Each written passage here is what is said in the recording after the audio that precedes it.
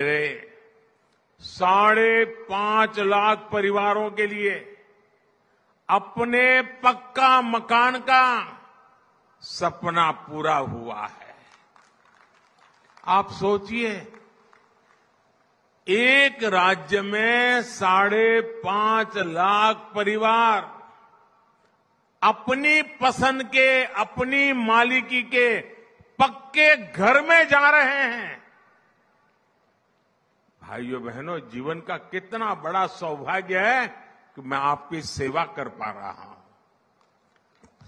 भाइयों बहनों, कांग्रेस की सरकारों के समय, उस समय जहां लोग एक एक घर के लिए तरसते थे, वहीं हमारी सरकार एक एक दिन में, आप देख रहे हैं अकेले आसाम में 5.5 लाख गरीबों को दे रही है। 5.5 लाख घर, और एक घर ऐसे ही 4 दीवारें नहीं है। इन घरों में शौचालय, गैस का कनेक्शन, बिजली, नल से जल, ये सारी सुविधा भी इसके साथ ही जुड़ी हुई है, एक साथ मिली है। असम में अब तक ऐसे 18 लाख परिवारों को पक्का मकान दिया जा चुका है। और मुझे खुशी है कि पीएम आवास योजना के तहत दिए गए ज्यादातर घर महिलाओं के नाम रजिस्टर्ड किए गए हैं। अब घर की मालकिन ये मेरी माताएं बहनें बनी हैं। यानी इन घरों के दुर्भाग्य से पिछली सरकारों ने असंवेदनशीलता और आपराधिक संरक्षण के कारण असम की पहचान, यहां के राइनो, वो भी संकट में पड़ गए थे। 2013 में एक ही वर्ष में यहां 27 राइनोज का शिकार हुआ था। लेकिन हमारी सरकार यहां आके लोगों के प्रयासों से 2022 में ये संख्या 0 हो गई है। 2024 काजीरंगा नेशनल पार्क का गोल्डन जुबिली वर्ष भी है। मैं असम के लोगों को इसके लिए भी बहुत बधाई देता हूं, और मैं देशवासियों को भी कहूंगा कि गोल्डन जुबिली ईयर है काजीरंगा का, आपके लिए भी यहां आना बनता ही है। साथियों, आज पीएम ऊर्जा गंगा योजना के तहत बनी बरौनी गुवाहाटी पाइपलाइन को देश को समर्पित किया गया है।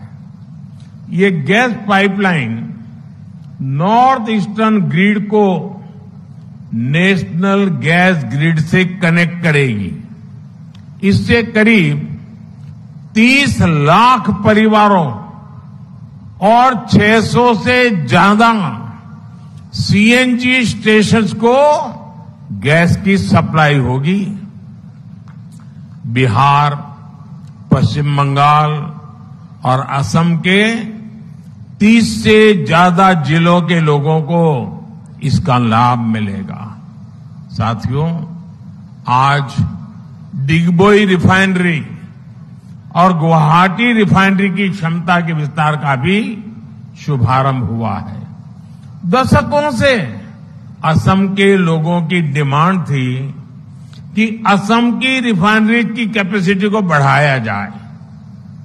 यहां आंदोलन हुए, प्रदर्शन हुए, लेकिन पहले की सरकार ने यहां के लोगों की इस भावना पर कभी ध्यान नहीं दिया।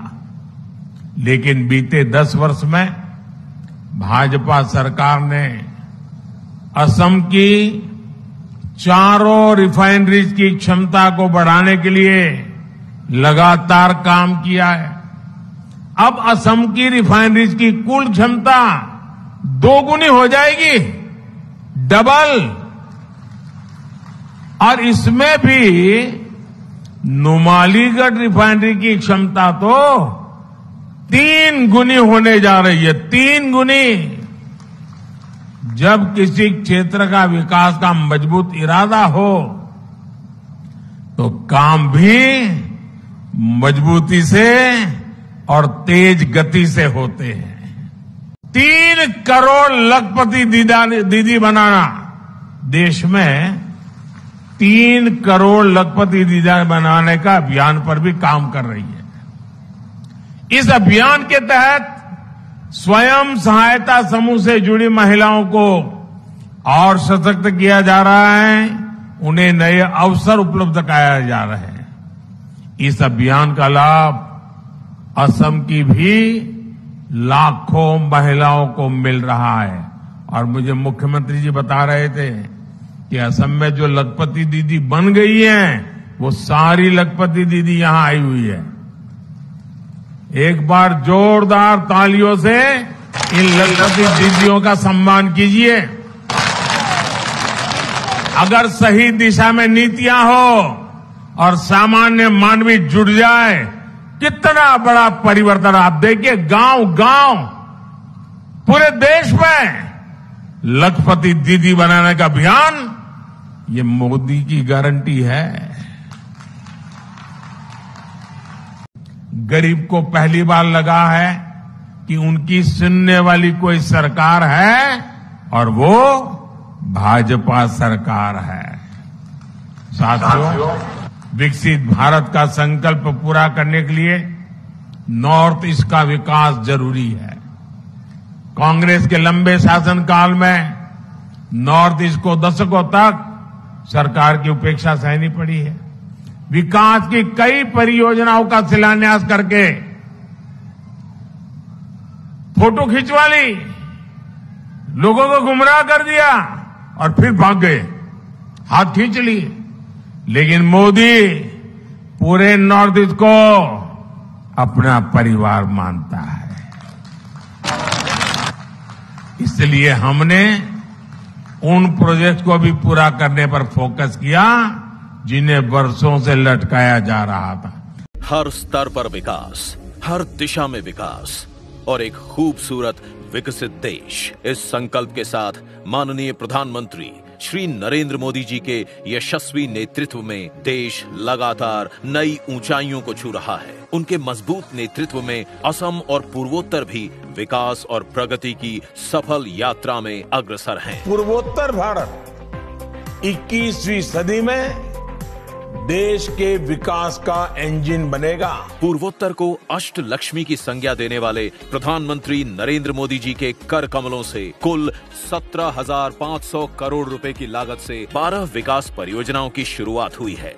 देश के लाखों लोगों को लाभान्वित करने के लिए महत्वाकांक्षी प्रधानमंत्री आवास योजना शुरू की गई थी। केंद्र सरकार की प्रेरणा से राज्य सरकार भी प्रधानमंत्री आवास योजना ग्रामीण के सफल कार्यान्वयन के लिए अथक प्रयास कर रही है। आज 5,55,555 घरों में गृह प्रवेश संभव हुआ है, जो कि एक दिन में संपूर्ण देश में होने वाले गृह प्रवेश की संख्या के क्षेत्र में सर्वाधिक है। प्रधानमंत्री डिवाइन योजना के तहत 500 करोड़ की लागत से राज्य का 23वां मेडिकल कॉलेज अस्पताल ऊपरी असम के हिबोहागोर में बनाया जाएगा। प्रधानमंत्री डिवाइन योजना के तहत पूर्वोत्तर में पहली बार डॉक्टर बी बरुआ कैंसर संस्थान में 300 करोड़ की लागत से बाल चिकित्सा एवं वयस्क हिमेटोफॉइड केंद्र स्थापित किया जाएगा। इस शुभ अवसर पर 615 करोड़ की लागत से बना तिनसुकिया मेडिकल कॉलेज हॉस्पिटल भी लोगों को समर्पित किया।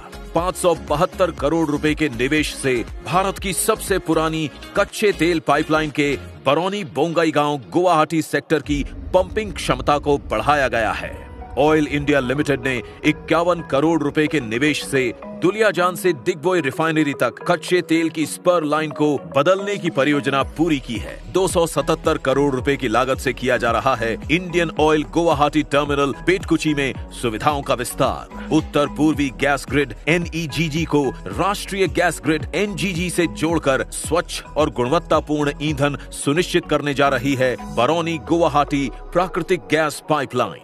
सन 1901 में स्थापित दिग्बोई रिफाइनरी की रिफाइनिंग क्षमता में वृद्धि की जाएगी। भारत और इंडियन ऑयल की प्रथम सौगात गुवाहाटी रिफाइनरी की विस्तार परियोजना बनाई गई है। प्रधानमंत्री जी के कर कमलों से आज एनएफ रेलवे की 2 रेल परियोजनाएं राष्ट्र को समर्पित की जा रही हैं, जिसमें न्यू बोंगईगांव सरभोग सेक्शन और धूपधरा छैगांव सेक्शन के बीच नई दोहरीकृत लाइन शामिल है। यशस्वी प्रधानमंत्री के आगाज ने दिखा दी राह, उत्तर पूर्व ने बनाई एक नई पहचान, चहुमुखी विकास की ओर भर ली उड़ान।